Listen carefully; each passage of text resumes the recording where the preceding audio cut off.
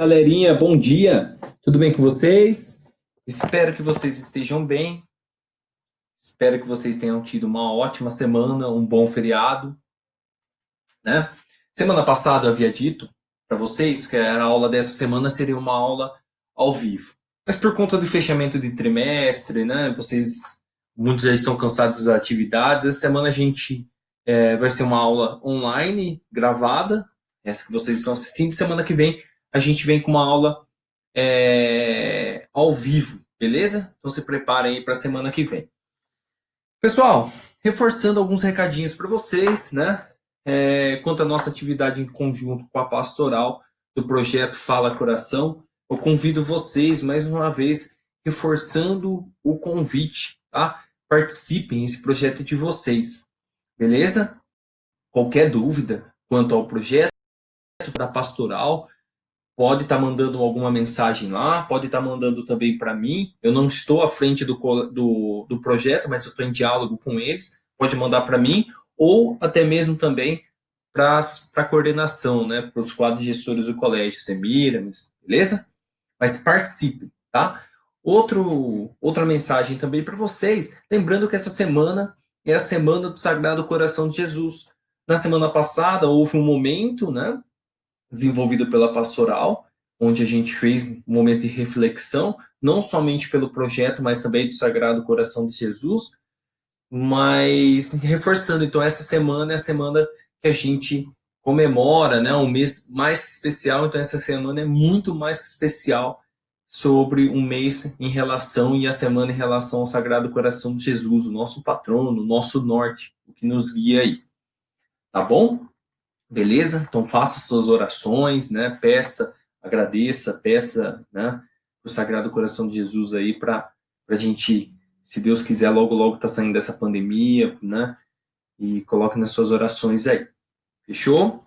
Pessoal, no nosso último encontro, semana retrasada, a gente fez uma discussão acerca do tema conflito. Estamos na discussão acerca do tema conflitos e fizemos a leitura ali do cerco de Jericó, a batalha de Jericó. E o que o tema nos traz sobre a batalha de Jericó? O que aquela passagem bíblica nos coloca? Que momentos, fazendo uma atualização para os dias de hoje, que na nossa vida a gente vai, querendo ou não, a gente vai se deparar com situações de conflitos. Então, infelizmente, os conflitos eles são algo que acontece na nossa vida. E aquela passagem nos mostra o seguinte, que na situação dos conflitos, a gente tem que ter uma postura, lembra dos 3 pilares? A postura de enfrentamento, a postura de aprendizado, né? De conhecimento, de saber, de ter o conhecimento, e a terceira de flexibilidade, com base naquele relato. Lembra de Josué, que assumiu o lugar ali de Salomão, né? Quando chegou à terra de Caná, e aí foi a batalha, né? O tema ali sobre a batalha de Jericó. Beleza? Só retomando com vocês aí, e os 3 pilares. Em situações de conflitos, é preciso que nós, muitas vezes, teremos, né? Que enfrentar uma situação de enfrentamento, enfrentar o conflito, né, tomar uma parte daquele conflito, sabedoria, conhecimento, então o estudo, né, e o terceiro, a flexibilidade, ou seja, em momentos, muitas vezes é preciso ser flexíveis, é preciso mudar de opinião em determinado, né, em determinada questão. Não adianta muitas vezes a gente ficar batendo na mesma tecla, ser cabeça dura, insistindo no mesmo erro, tá? É preciso ser flexível. Na aula de hoje, a gente vai dar continuidade a esse tema, mas numa outra temática. Não, a gente vai continuar na mesma temática, me desculpa, sobre o enfrentamento, mas a gente vai discutir os cristãos na história. Que todo tema a gente discute os cristãos na história. E a nossa aula de hoje, ele tem como título Assumindo uma postura de humildade. Ó, mais uma vez a ideia de uma postura. Qual é a sua postura frente a uma situação de conflitos? Tá? Então, um pouco que eu falei aqui para vocês, todo esse material está disponível. Então, a figura de Josué na batalha ali do cerco de Jericó, e aí aquilo que eu já falei para vocês sobre a postura, os três pilares que nós discutimos na última aula. Os três pilares aí de enfrentamento, conhecimento e flexibilidade, né? Algo que é interessante a gente colocar na nossa vida, isso, né? Quando a gente se deparar com uma situação de conflito. E na aula de hoje a gente vai discutir, ter um olhar dentro da Idade Média e vamos perpassar com alguns conflitos que ocorreram dentro da igreja, tá? Pessoal, acho que vocês já discutiram nas aulas de história, se não, não vou me alongar muito, porque é um tema das aulas de história e tomaria muito tempo e ficaria muito cansativo para vocês, porque não é esse o objetivo do tema, tá? Eu acho que vocês já escutaram falar sobre as cruzadas. O que foram as cruzadas? As cruzadas, pessoal, foi um movimento que a igreja fez, né? Inicialmente para proteger os cristãos peregrinos que iam aos lugares sagrados, que ia à Terra Santa, ali a região de Jerusalém. E, posteriormente, dentro desse movimento, as cruzadas serviram também como uma forma de conquistar aqueles territórios onde outros povos que não eram cristãos dominavam, tá? Basicamente de uma maneira bem reduzida, tá? Resumida aí, quer dizer, para vocês, o que foi o movimento das cruzadas. Então, a partir do século XI, os papas incentivaram a formação dos exércitos, conhecidos como os cruzados, para proteger dos invasores não cristãos os peregrinos que visitavam os lugares sagrados. Porém, pessoal, apesar dessas batalhas externas que ocorreram no período da Idade Média, esse período que a gente está discutindo precisamente, a igreja teve diversos conflitos internos, tá? Não apenas batalhas externas, mas batalhas internas, conflito de ideias. E hoje a gente vai falar um pouco, bem rapidamente, sobre um movimento que se chama iconoclastia, tá? O movimento iconoclasta, basicamente. O que seria a iconoclastia? O que foi esse movimento? É o seguinte, o que você entende por ícone? O que seria um ícone, gente? Já escutaram falar essa palavra? Ícone. O que é um ícone? Ah, fulano de tal é um ícone. Já escutaram essa expressão? Aquele artista é um ícone, aquele cantor, aquela pessoa é um ícone para mim. Já escutaram algum tipo essa expressão em algum lugar? Se não, o ícone ele tem uma origem, é uma palavra grega, né? Mas ele faz uma relação com esse tema que a gente vai discutir na aula de hoje. Veja, vamos lá. Vou ler para vocês e a gente discute. Então, no entanto, o cristianismo desse período não enfrentou apenas batalhas externas, batalhas externas, o movimento das cruzadas. A maneira como era compreendido o culto aos ícones, práticas que estavam crescendo por toda a cristandade, tornou-se uma questão de divisão e inquietação entre os cristãos. Parte da igreja considerava que o culto a imagens era legítimo. Outra parte acreditava, porém, que as imagens deveriam ser destruídas. Esse conflito foi chamado de iconoclastia, que eu tinha falado para vocês, e dividiu a opinião da população e dos líderes da igreja por vários séculos. Ou seja, o que foi o movimento da iconoclastia? O que é o ícone? O ícone é a imagem, é uma representação. Nesse período, com a expansão do cristianismo, né? O cristianismo foi a Idade Média, como vocês já sabem, já estão discutindo nas aulas de história, um momento muito forte de expansão cultural e territorial também da igreja do cristianismo, e por diversas regiões começou a se cultuar, pode se chamar dessa forma, imagens, representações. Representação de quem? Da Virgem Maria, representação de Jesus Cristo. As imagens, basicamente as imagens. Por isso que é o ícone. O ícone se remete à representação dessa imagem, tá? Iconoclastia. O nome iconoclastia significa destruição dos ícones. Destruição das imagens, tá? Uma forma bem genérica e bem resumida para vocês. Esse movimento da iconoclastia, da veneração, né? E eu vou trabalhar com vocês, se eu pedir como uma atividade a semelhança, não. A diferença entre veneração e entre adoração, o culto às imagens, assim chamado, eles causou um grande conflito no interior da igreja entre os líderes, conforme eu aqui li para vocês, e a população, os cristãos leigos. Beleza? Inclusive, eu separei aqui para vocês um trecho do livro do Dolan, que é Os Cristãos, uma história ilustrada, que fala o seguinte: havia um contraste visual entre Roma e o Oriente, que venerava imagens em representação de Deus. Essas imagens eram censuradas no Ocidente, ao passo que as igrejas orientais eram cheias de ícones, imagens, representações. Lembrando, o que é o ícone? Hoje não se fala isso, se fala imagem, tá? Mas naquele momento se falava ícones. Decorados com ouro, cores luminosas, representando simbolicamente o Cristo e a Virgem Maria e os santos.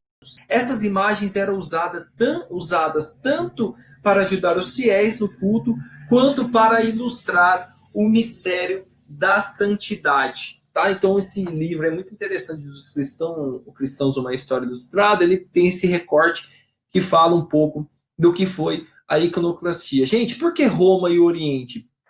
Eu acho que eu já falei rapidamente, mas a gente não chegou a discutir sobre isso. Houve um período que a igreja teve uma grande ruptura. Teve a igreja romana, a igreja de Roma, e a igreja bizantina, que é a igreja do Oriente. Elas foi chamado o grande cisma do Oriente. Inclusive, um dos elementos que impulsionou esse grande cisma foi justamente o movimento da iconoclasia. Eles começaram, tanto a igreja do Oriente quanto a igreja do Ocidente, a igreja de Roma e a igreja de Istambul, a igreja do Oriente, elas começaram a surgir lideranças e práticas diferentes sobre o cristianismo, tá? De uma maneira bem resumida aí para vocês. Então, galera, qual é o objetivo da aula de hoje? Conhecer um pouco o que foi esse movimento da iconoclastia, que foi esse movimento de adoração das imagens, adoração não, o culto das imagens, beleza?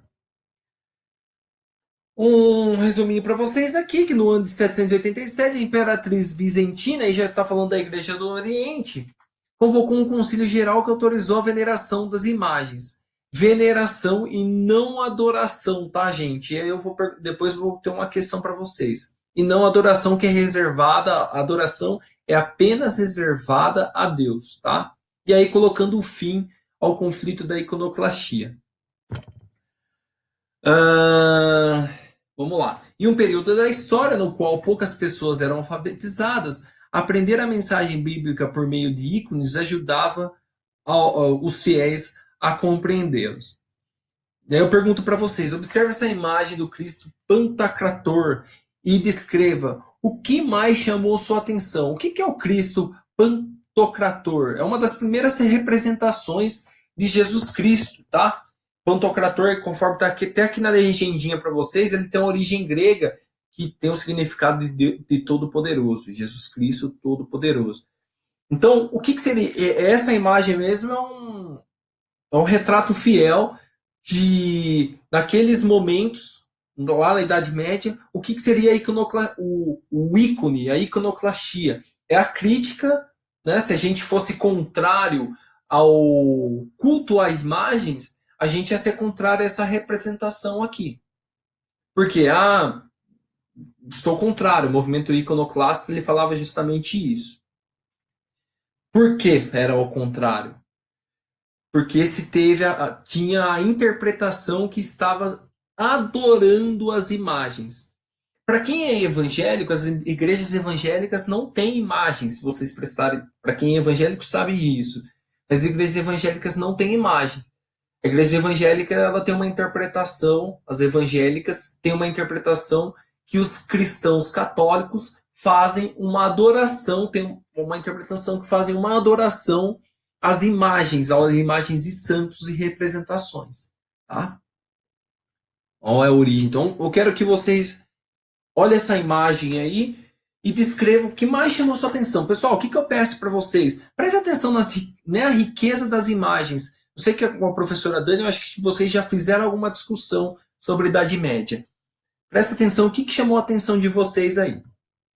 E aí, para finalizar, pessoal, a aula de hoje é bem mais curta, tá? Só vou postar esse vídeo. A nossa segunda aula, ela fica para vocês desenvolver essa atividade aqui, tá bom?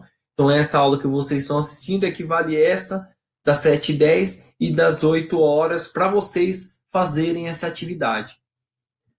Para finalizar, eu quero que vocês pesquisem e argumentem com as suas palavras o que foi o movimento da iconoclastia. Pessoal, o que foi falado aqui em sala? O que foi em aula? O que foi o movimento da iconoclastia? O seu significado, né? E qual foi a proposta? O que acarretou? Tá? O que você entendeu? Escreva com as suas palavras. Podem fazer pesquisas, não tem problema. Mas escrevam e argumente com as suas palavras. Eu não quero copiar e cola. Beleza? Eu quero que vocês escrevam da forma que vocês entenderam. Tá? A segunda questão, eu quero que vocês pesquisem e façam a diferenciação entre veneração e adoração, tá? Há diferenças. Para os cristãos católicos, para os católicos, aceito a veneração, o venerar a imagem. O venerar é diferente de adorar. Eu quero que vocês pesquisem sobre isso. O venerar tem já vou adiantar rapidamente, mas não é só isso. O venerar ele tem um significado de respeito. Eu olho aquela imagem como um respeito, como uma boa lembrança, entendeu? Como se a gente tivesse uma fotografia, o álbum de fotografia daqueles parentes nossos que já faleceu. Fala, nossa, olha que saudade, tá? Basicamente, é uma ideia de respeito. Diferente da adoração. Para os cristãos católicos, não há a ideia de adorar a imagem, mas sim de venerar. Então, eu deixo para vocês a seguinte atividade. Pesquise um pouco mais e argumente com suas palavras o que foi o movimento da iconoclastia e façam a diferenciação, né, entre o termo veneração e adoração, tá bom? A gente finaliza por aqui, a nossa aula dessa semana é mais tranquila, mais curta, e na semana que vem a gente retoma. Beleza? Então, lembrando que a gente estamos fazendo a discussão sobre conflitos, o que é o conflito, a nossa posição diante dos conflitos, a posição de enfrentamento, de conhecimento e de flexibilidade. Na aula de hoje a gente discutiu os conflitos da igreja, os conflitos no cristianismo, cristãos na história. Então, o movimento que ocorreu chamado das Cruzadas, que eu não falei muito hoje, tomaria muito tempo da nossa aula, que foi exércitos para conquistas de lugares sagrados, né, territórios sagrados cristãos, mas aí não somente conflitos externos, mas os conflitos internos dentro da igreja. E um dos conflitos internos dentro da igreja foi o movimento da iconoclastia, que foi a seguinte, que eu acabei de explicar para vocês. Culto ou não das imagens? Vamos aceitar as imagens dentro das igrejas ou não? Foi um movimento que durou anos, beleza? Décadas aí. Então, faça a pesquisa, faça a atividade. Até semana que vem. Um grande beijo a todos, se cuidem. Falou, galera.